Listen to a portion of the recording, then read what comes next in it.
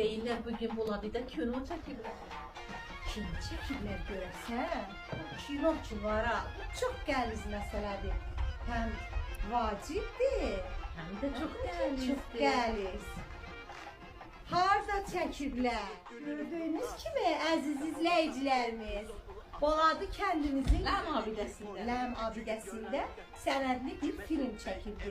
Rezliklə görəcəksiniz. Ve oğlanın yoktu tayı bir yerde. Görüme bek doyun mübarek olsun. Sağ dışına sol dışına borç olsun.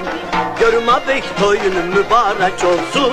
Sağ dışına sol dışına borç olsun.